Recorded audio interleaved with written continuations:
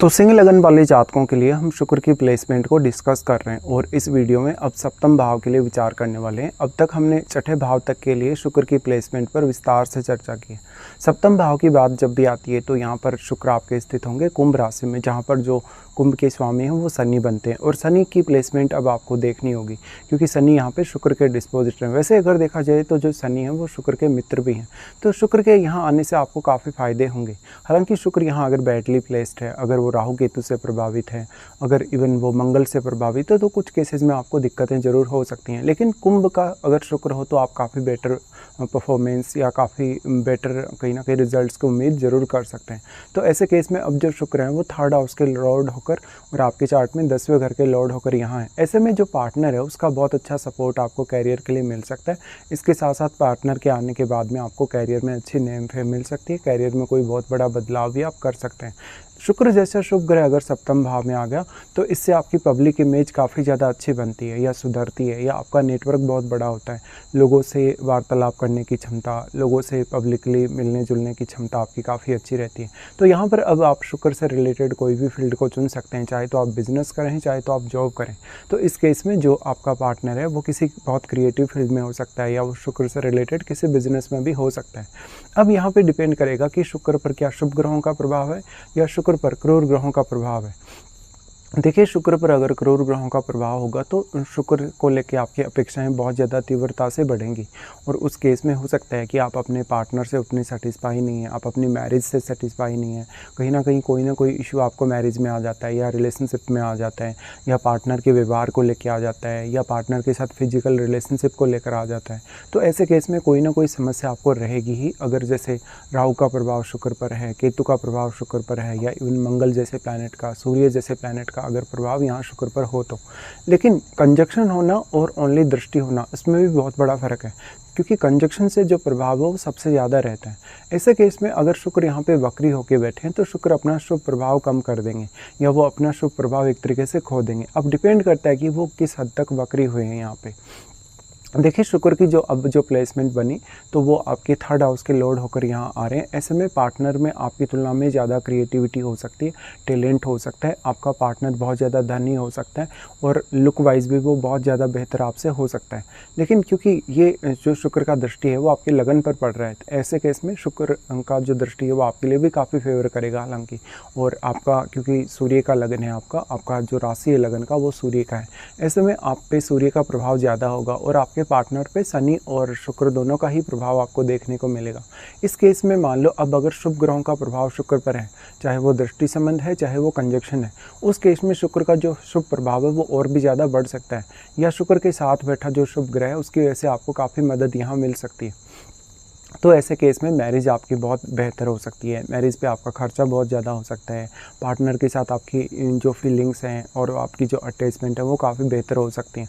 ऐसे केस में शुक्र अगर किसी शुभ ग्रह के प्रभाव में है तो वो आपको जीवन साथी को अंडरस्टैंड करने की अच्छी क्षमता भी प्रदान करता है, लेकिन वो पार्टनर की छवि, उनके व्यवहार, उनकी ओवरऑल पर्सनैलिटी पर बहुत गहरा प्रभाव डालता है इस तरीके से।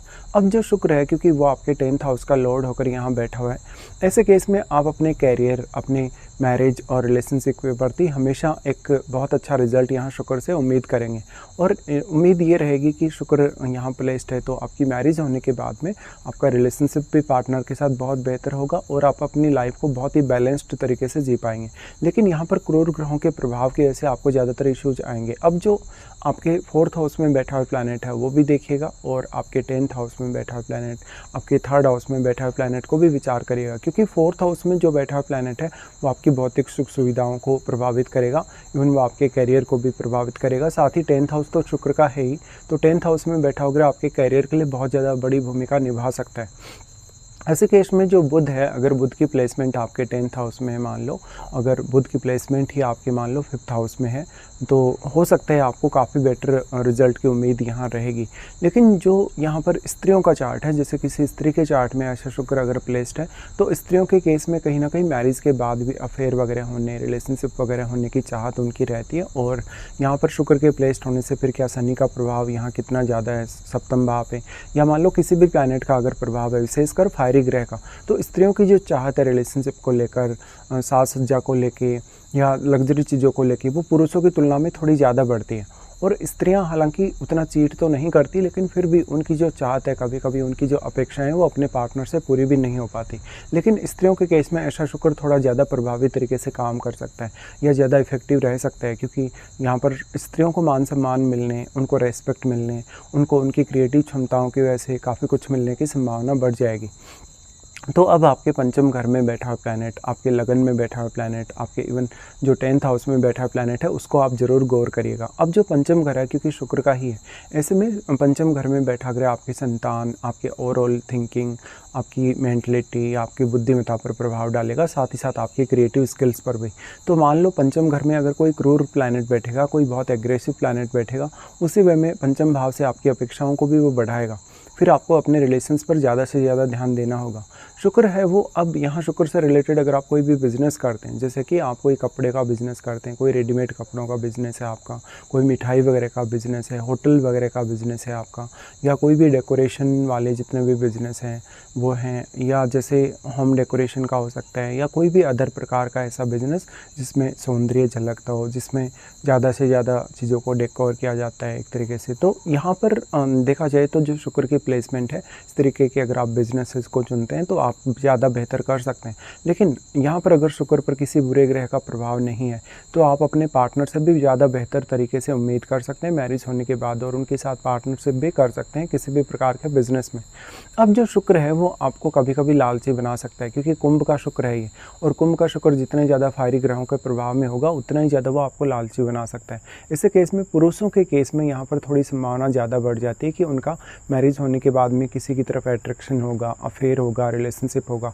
और ऐसे पुरुषों पर जो स्त्रियां वो काफ़ी मेहरबान होती हैं, और क्योंकि जो पुरुष हैं, क्योंकि सूर्य का लगन है, तो आपको मान सम्मान ज़्यादा अच्छा मिलेगा, रिस्पेक्ट बहुत अच्छी मिलेगी, इवन ऐसा पार्टनर से भी आपको मिलेगा।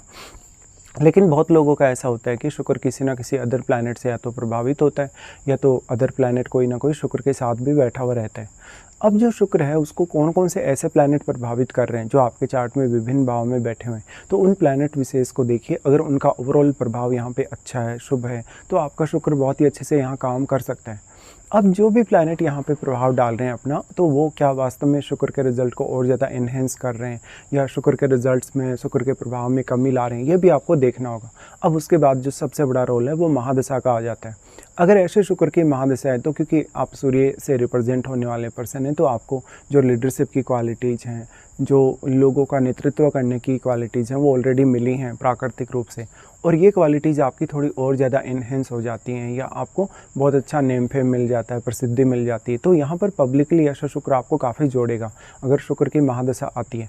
और स्त्रियों के लिए ये क्रिएटिव काम के हिसाब से ज़्यादा बेटर रहेगा, लेकिन क्योंकि आपका जो लगन है वो सूर्य से रिप्रेजेंट होता है, इसलिए आपकी जो उम्मीद है कहीं ना कहीं पुरुषों के केस में वो यहाँ पर काफ़ी ज़्यादा बढ़ती है। और स्त्रियों के केस में देखा जाए तो शुक्र के थोड़े ज़्यादा बेहतर फ़ायदे मिल सकते हैं।